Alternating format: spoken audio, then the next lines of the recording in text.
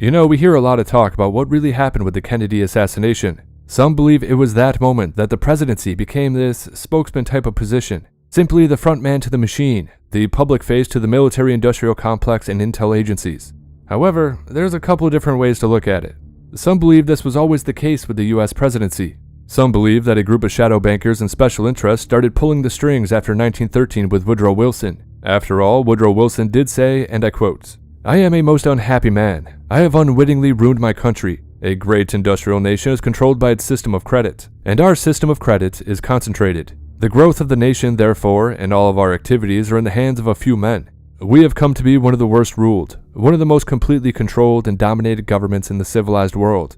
No longer a government by free opinion, no longer a government by conviction, and no longer a government by the vote of the majority, but a government by the opinion and duress of a small group of dominant men." End of quote.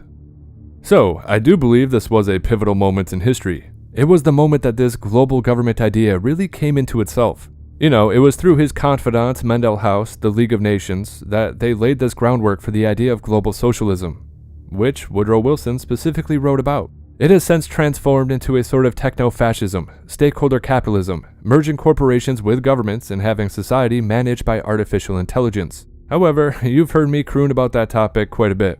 So, while 1913 was a pivotal moment, I don't think the government was entirely co-opted at that moment. I think we were still in sort of like this ebb and flow stage. So, when they got a sympathetic ideologue into power, they took advantage and inched a little bit closer. A tit-for-tat type of deal.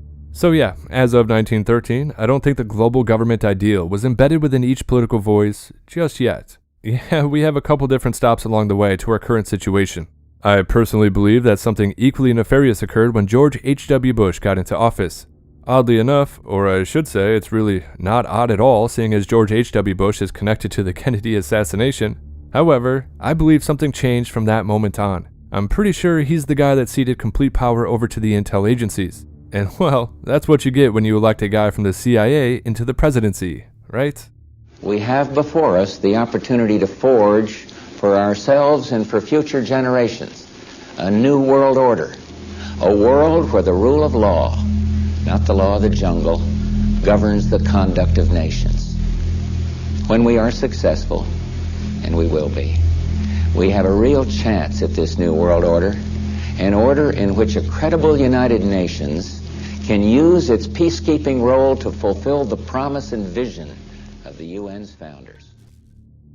Anyway, after his proclamation of a new world order, every president after him worked towards that same exact goal.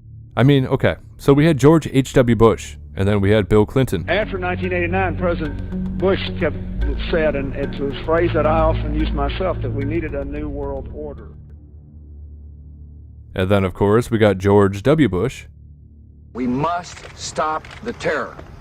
I call upon all nations to do everything they can to stop these terrorist killers. Thank you. Now watch this drive. All right. And then we had Obama. This, as the president pledged to shape, quote, a new international order. Brian Moore is in D.C. with details. Addressing the graduating cadets at West Point, President Obama called for a new U.S. role on the world stage. So we have to shape an international order that can meet the challenges of our generation. The speech comes a few days before the president lays out his first national security strategy. He seemed to be dismissing the doctrine of President George W. Bush while echoing a phrase made famous by the first President Bush. We have before us the opportunity to forge for ourselves and for future generations a new world order. The international order we seek is one that can resolve the challenges of our times. Not just challenges like the wars in Iraq and Afghanistan or the smoldering economic crisis in Europe. As influence extends to more countries and capitals, we also have to build new partnerships and shape stronger international standards and institutions. Familiar words foreshadowing a new worldview, certain to stir plenty of debate here at home.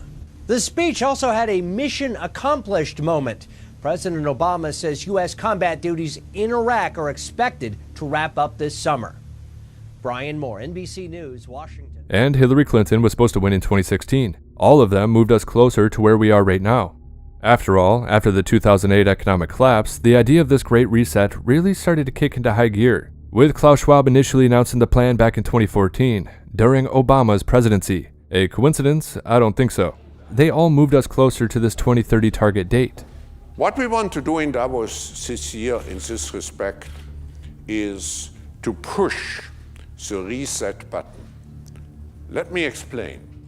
Which, of course, as we know, started in the early 1970s. The timeline is as follows. This all happened between 1970 and 1975.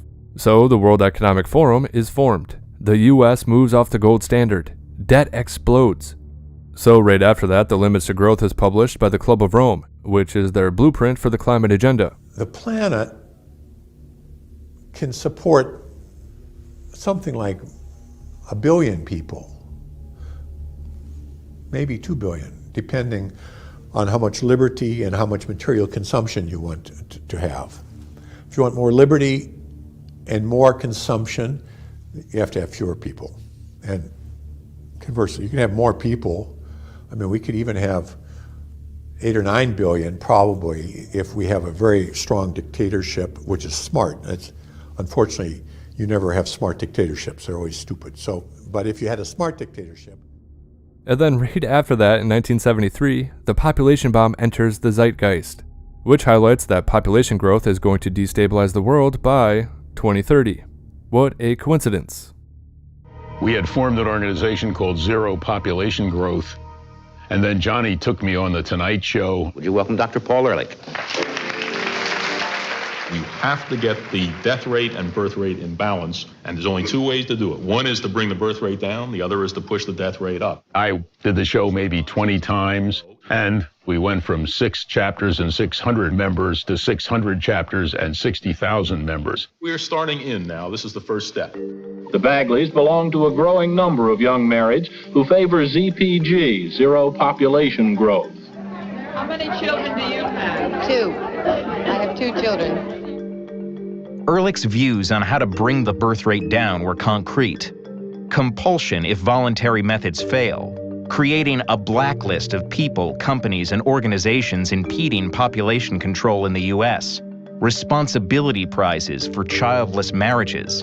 A tax on children. And a luxury tax on diapers and cribs. The concerns about population became misanthropic. And it was taken with so much seriousness that Paul Ehrlich could recommend things like putting stuff in public water that would make people not as fertile. Panic is not too strong a word to use for some of the advocates that I referred to as true believers. It was a zeitgeist that was taking shape. Attention, all citizens. Childbearing is herewith forbidden. One of the things about zeitgeist is they have astonishing durability. It appears that large families are on the way out, and ZPG may be possible.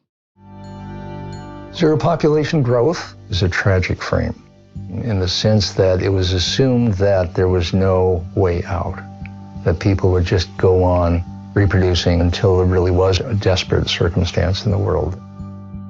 Ehrlich's message could be summed up in a dramatic prediction. Sometime in the next 15 years, the end will come. And by the end, I mean an utter breakdown of the capacity of the planet to support humanity.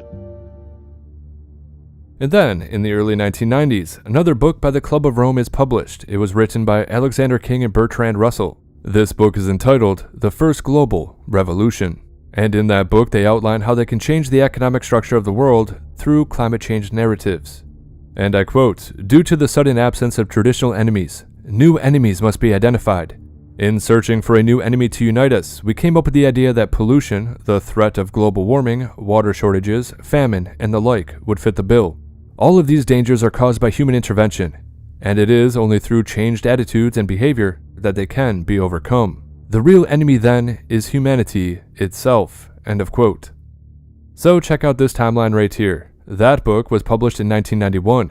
Right after that, the Earth Summit in Rio in 1992 happened, which we have talked about. Nancy Pelosi in the United States signed on to Agenda 21 and Agenda 2030. The Earth Summit Environmental Leadership Act, as this is known, presents us with an opportunity to follow up on the important work of the Earth Summit to develop its blueprint, Agenda 21, for global environmental action.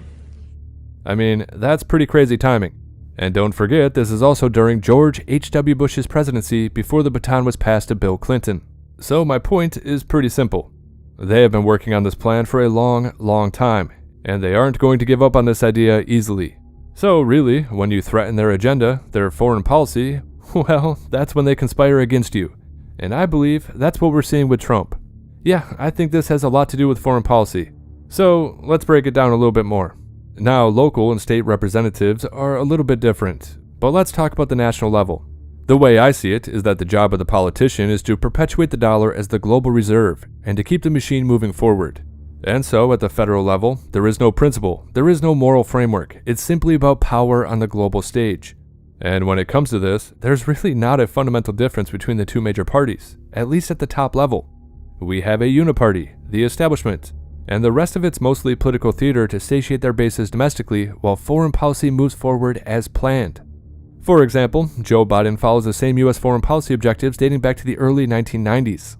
Again, we had George H.W. Bush and then Bill Clinton. Of course, we then got Little Bush and then Obama. And, as I said, Hillary Clinton was supposed to be next, and she was going to usher us into the age of 2030. Now, their timeline is a little screwed up since Trump won in 2016. But now since Biden's in office, so I believe they're all following the same exact plan towards Bush's New World Order. Our country is going through a transition. A new world order, a new set of challenges is confronting us, both domestically and abroad. It will take some time to sort our way through it. The historic role in trying to make sure that there is, after all, a new world order. And the phenomenal opportunities before us to create a real new world order. Thank you very much, Richard, and I am delighted to be here in these new headquarters. I have been often to, the mothership in New York City, but it's good to have an outpost of the council right here down the street from the State Department. We get a lot of advice from the council, so this will mean I won't have as far to go to be told what we should be doing and how we should think about the future. We all talk about a new world order, about what the Clinton administration's foreign policy will be, what this so-called new world order will look like. Of course, as is always the case, it's all supported and underpinned by guys like Henry Kissinger. So that the problem of the Bush presidency will be the emergence of a new international order.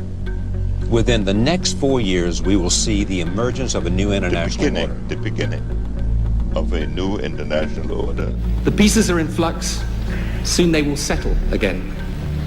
Before they do, let us reorder this world around us. I think its task will be to develop an overall strategy for America in this period when really a new world order can be created. It's a great opportunity. It isn't just a crisis. It's about the future of Europe and a new world order. There's a need for a new world order, but it has different characteristics in different parts of the world. But today, with Asia already outproducing Europe, India and China are clearly becoming part of our new order. We are now facing a common challenge. And the challenge is how to build a world order for the first time in history on a global basis.